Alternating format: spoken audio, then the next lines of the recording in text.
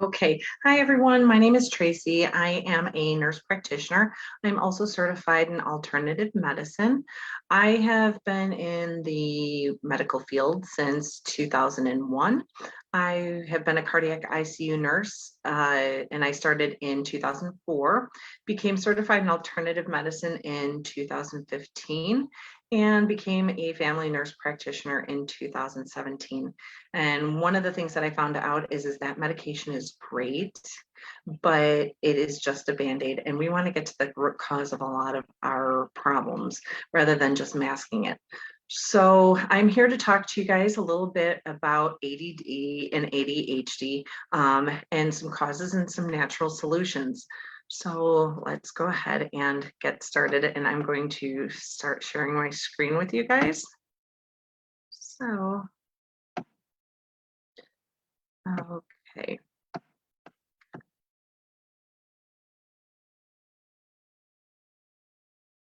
All right. Okay. So ADD, ADHD in children and adults, causes and solutions. So according to the CDC and some other websites, the last statistics that were done were in 2016. And ADD, ADHD actually affects 6.1 million children in the United States. So that divides down to 388,000 children between the ages of 2 and 5, 2.4 million between the ages of 6 and 11, and 3.3 million children between the ages of 12 and 17. 4 to 5% of adult Americans are also dealing with ADHD as well. Okay. What is ADD, ADHD? And actually, as of recent, ADD is no longer used. We just identified it as ADHD. And there are actually two types of ADHD, which is also attention deficit hyperactivity disorder. So you can have two types, and well, technically three, because you can have a combination of both, or you can have inattention, or you can have hyperactivity impulsivity. Okay. Most of the time you are diagnosed with ADHD as a child. However, sometimes you get missed and this diagnosis does not, you don't get diagnosed as a child because it's just overlooked. And so that's how adults can get diagnosed with ADHD and it's not discovered till later on. But all adults have had ADHD as a child. About 60% of kids actually outgrow ADHD and their symptoms when they become older. So let's go over the two types. Inattention. Okay, so these are the symptoms, and you have to have, a couple of these in order, you don't have to have all of them, but you do have to have a good couple of them in order for you to be diagnosed with inattention. So the child or adult fails to pay attention to details in schoolwork, activities, etc. And they often make mistakes because they can't keep their attention long enough to focus on small details. So mistakes are often made. They have trouble holding attention during activities or play. They don't listen to when being spoken to directly. They have difficulty following through and finishing schoolwork, chores, duty, or they have a hard time following through like on what they need to do at work. So they also have trouble organizing tasks. People or kids that suffer from ADHD, the inattention type, avoids activities that require long periods of concentration, such as in homework. Lose things often. They can get distracted fairly easily, and they're forgetful in daily activities. The other type is hyperactivity and impulsivity. So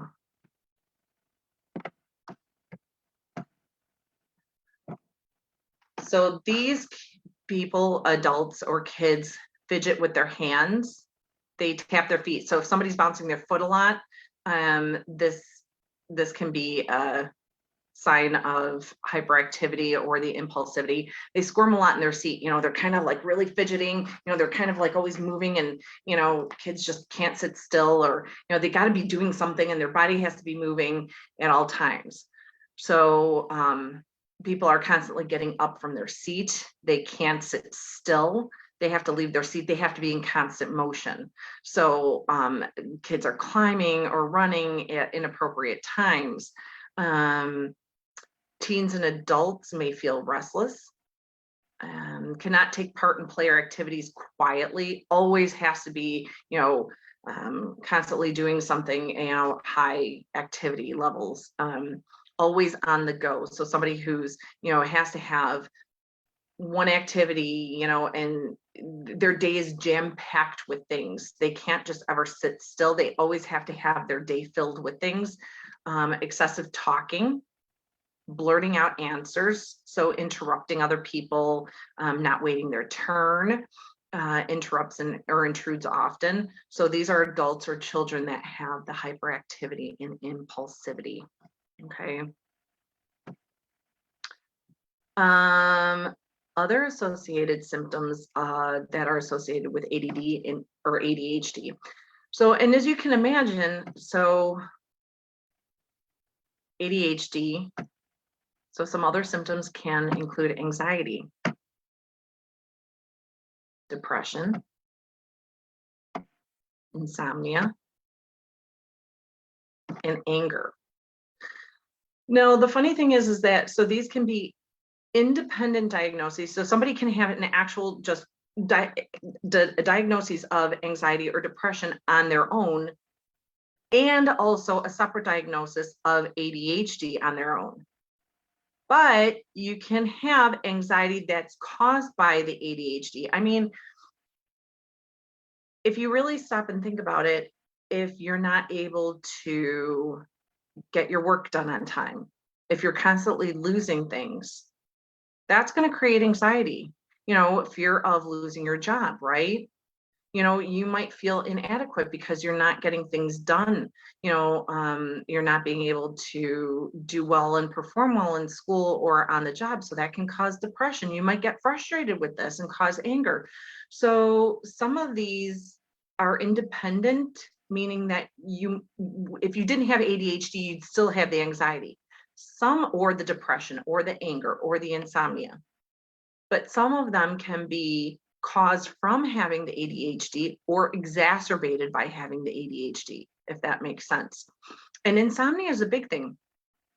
So, and actually insomnia and not being able to sleep actually can lead to more anxiety, more depression. You can't focus when you sleep well, if you don't sleep well. So, and then if your brain is constantly on the go, are you going to be able to really sleep well at night? Because some people can't turn it off. Okay. So their mind is constantly on the go. And these are just some of the symptoms that can actually be associated with ADHD as well. So some causes of ADHD: genetics. There are actually different chromosomal genes that can actually cause ADHD. Environmental factors, toxins such as lead. Actually, lead is very much, there's a high correlation between lead toxicity and kids being exposed to lead. That can actually lead to ADHD. There were some journal articles about that. Pesticides and other environmental toxins. Overall diet. Kids that have a high diet of sugars, artificial ingredients, food dyes and colors and things like that, that can also exacerbate ADHD symptoms as well. Mom's mental health. So if mom's under a lot of stress, she can actually release more stress hormones. I actually, before I became a nurse practitioner, I also actually did dog training too, believe it or not. And I went to a seminar and on some, and this was a seminar on dog behavior and mom stress levels. And they actually did studies. And this was with Dr. Patricia McConnell and, oh my goodness, I don't remember. He actually ran the Shut Aquarium. Anyway, my mind just kind of drew a blank on his name, but it was a really, really interesting seminar. And they wanted to see like aggression levels and nervous levels, and kind of compare like, well, what makes puppies aggressive, because puppies can become aggressive. And they took like a whole bunch of dogs and they kind of, had studied what mom was like. And they found that if mom had any stressful events, it actually changed the brain pattern, and like some of like the synapses or inside the puppy's brain. And so it was wired as if they had like a whole bunch of stress hormones in themselves. So they couldn't actually handle outside stress too well. So, and it just shows that mom's mental health and her stress hormones can actually affect the fetus of puppies. And the same thing goes with human babies as well. So mom's stress levels and how she is actually can affect her baby. Okay. Mom's nutrition and ingestion, what's she taking in? Because everything that she ingests, the baby's going to be eating too. Okay. So if she's taking in a whole bunch of artificial sweeteners and her diet's not that well, guess what? The baby's, internally the fetus is actually taking in that too. So, of course, alcohol, nicotine, any type of chemicals, will affect the growth of the baby. That's been proven. You can have a lot of actual mental disorders from that overall diet and nutrition. If she's eating a whole bunch of processed foods and stuff like that, that's also going to affect the fetus as well. If the baby had brain injury or a premature birth, that has also shown to have higher rates of ADHD in these children. Okay.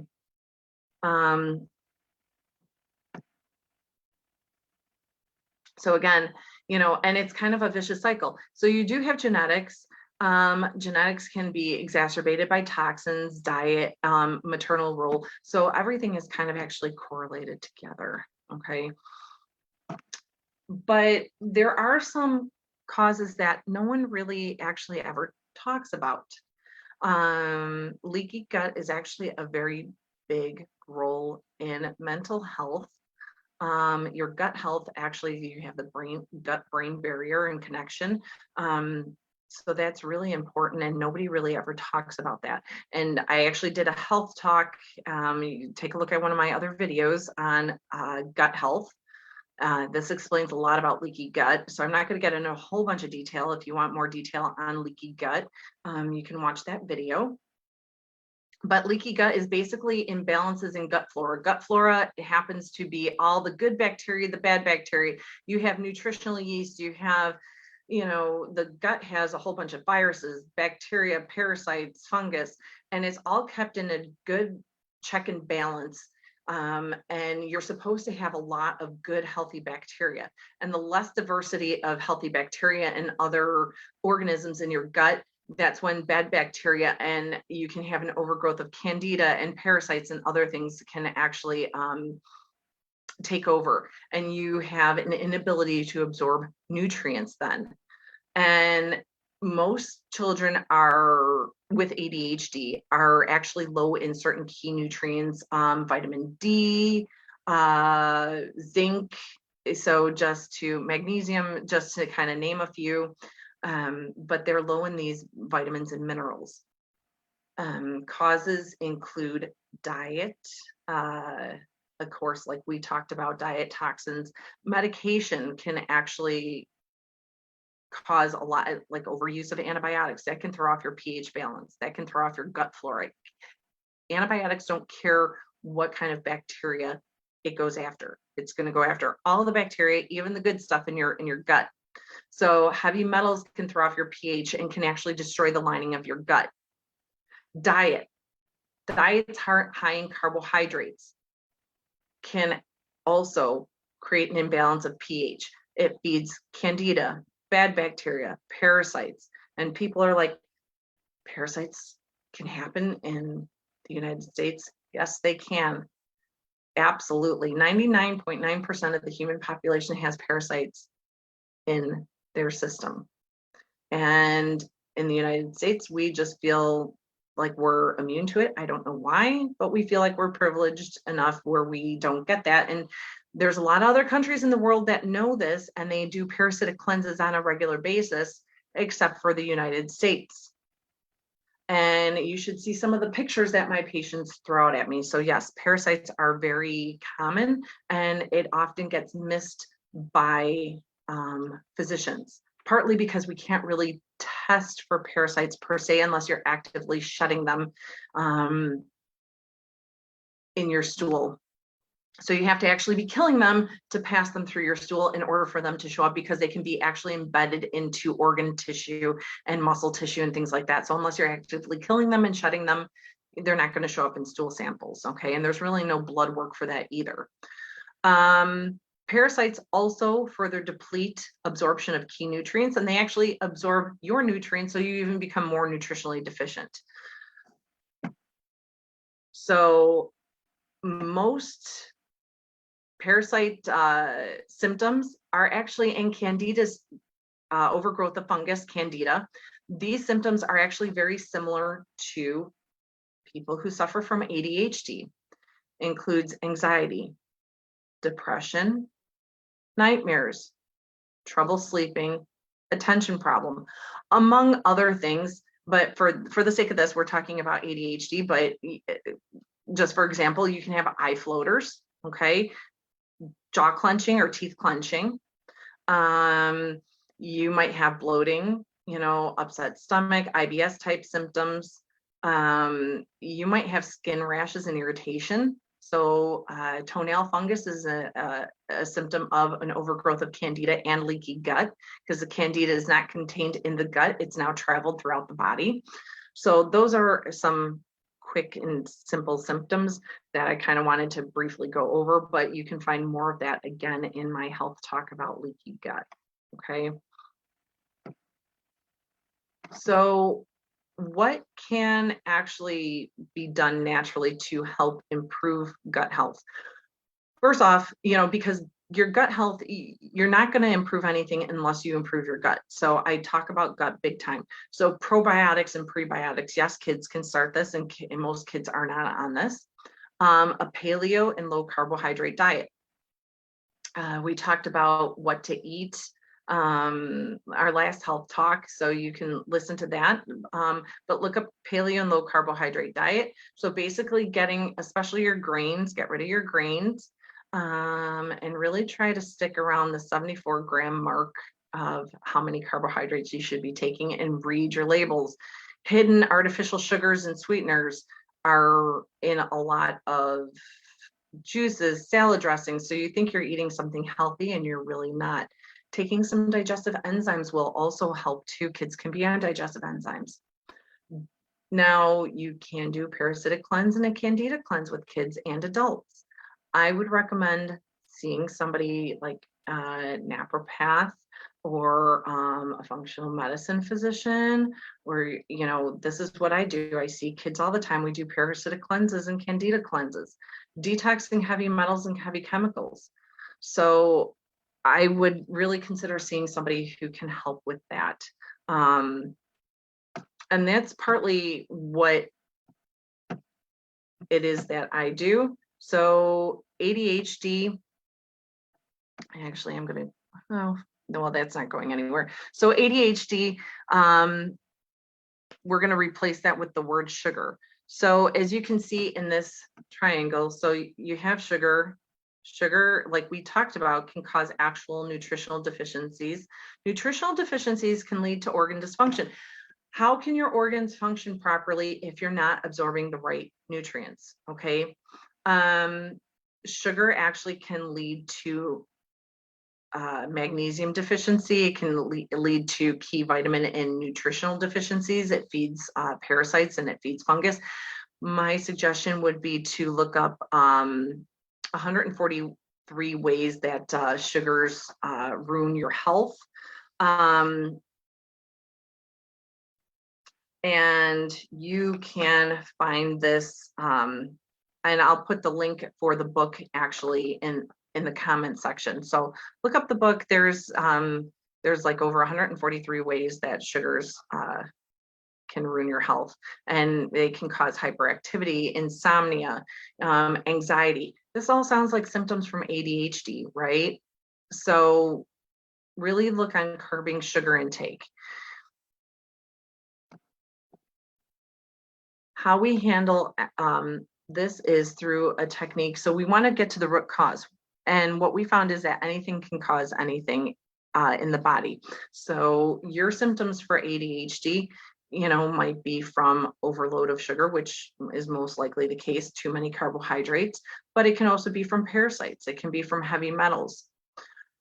Somebody else might have an overgrowth of fungus, or maybe they have maybe they have too many heavy chemicals instead of heavy metals in their system.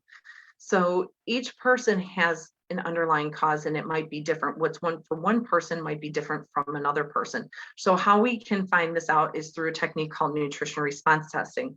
What we do is we use a non-invasive form of muscle testing, which uses acupressure points. No needles are involved, so this is all non-invasive. And we find out exactly what organs are not functioning properly. Then we can find out the underlying cause.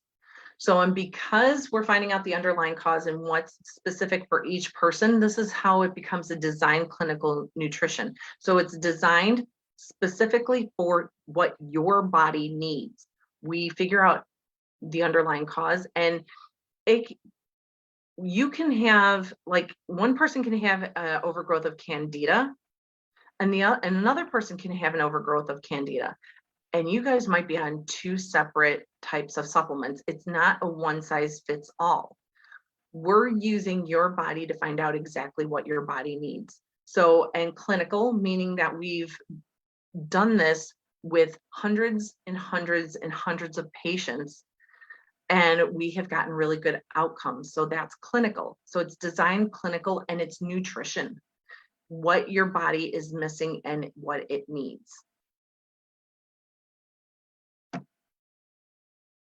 So when we are cleaning up your gut, when we're cleaning up your overall health, when we're detoxing, when we're giving your body nutrients, we're not just addressing your symptoms, we're actually helping to improve your overall health.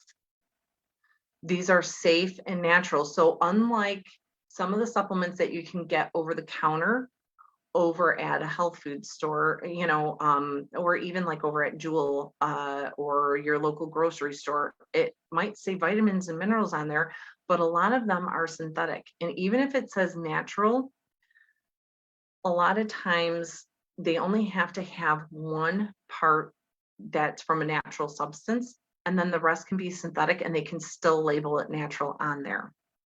So they only have to have one small portion that's natural, and everything else can be synthetic. So we help to improve your overall health, boost immune system. Other symptoms that you might not be coming in for, we're going to help with that, because you can't just fix one part of the body without helping to improve the whole body. Okay, it's like a house, and it's like a community. Everything needs to function together as a whole. And then it's, again, safe and natural. We use whole food supplements. So there's because some people say, well, I can't take a zinc supplement, or I can't take this supplement, I have a really bad reaction. That's not necessarily the case. You need these minerals for your body to function properly. You need these vitamins to function properly. The problem is what kind of vitamins and minerals, and where are they being manufactured, and what else is in that vitamin and mineral that's causing you to not feel well. So, because I hear that all the time, I can't take a magnesium supplement, or I can't take this supplement because every time I have zinc or something else, I'm allergic to it. Your cells have all these minerals and nutrients in there, just maybe not enough. So we have to find the right one for your body, and we have to make sure that it's 100% safe and natural. If you would like more information on how we can help you, your child, or a loved one get healthy naturally, please give us a call. Our phone number is 261-6867. We do have in-person and virtual appointments. We are inside Platinum Chiropractic in Palos Heights, right off of College Drive. We're on the corner of Harlem and College Drive. We're across from the Starbucks and Pass Health Foods. So otherwise, you can also email us holistichealth@theoasisfornaturalhealing.com, and look forward to hearing from you. If you have any questions, don't hesitate to reach out. Thank you for joining me.